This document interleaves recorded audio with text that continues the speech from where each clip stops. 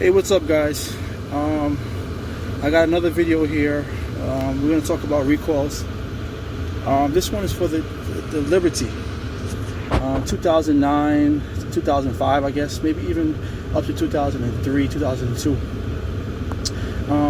Whenever I give you these recalls, there's a reason why I give it to you, because all you have to do is call the dealer and give them the recall number that I'm giving you, and give them the VIN, and they got to fix it. They're going to fix it for you. You don't have to spend your own money and get it fixed.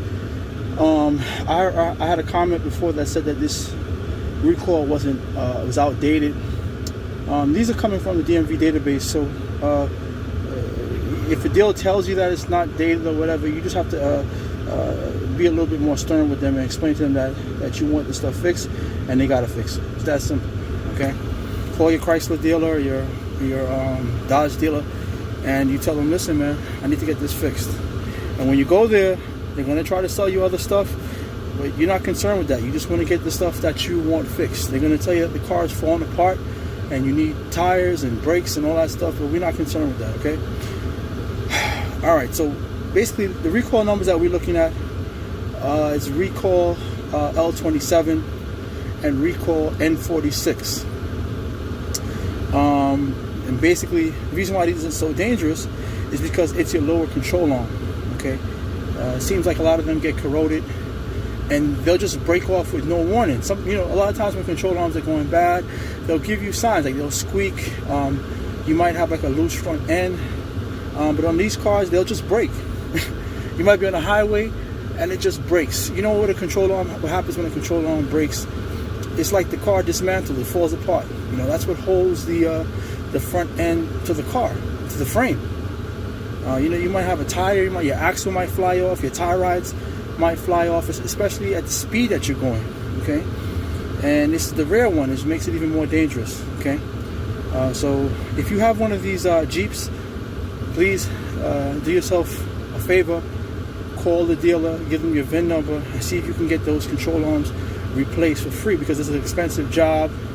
If you got to pay out of your own pocket, okay? Depending on where you go, this job could cost you anywhere from one side from $200 to $500-$600, depending on where you go. Right? All right. So boom, get that worked out. Another issue that they have on this car is, truthfully, the car just has a lot of corrosion issues. I don't know what's that about, but another one is the fuel tank is leaking. Okay. You might experience like you might smell gas.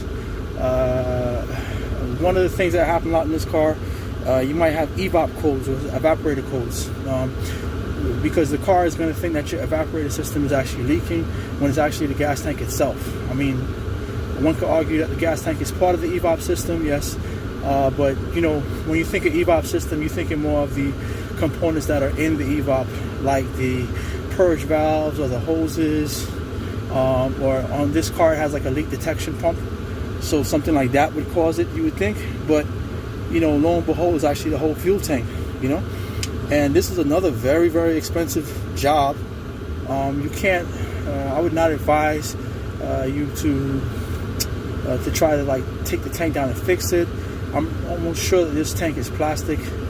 If you have a metal tank, I still wouldn't mess with it. And also, if you're going to change the tank, ask them to change the harnesses that hold the tank as well. Even if you have to pay for that out of your pocket, you want to get those changed, because they get corroded as well, and they'll break and just fall off.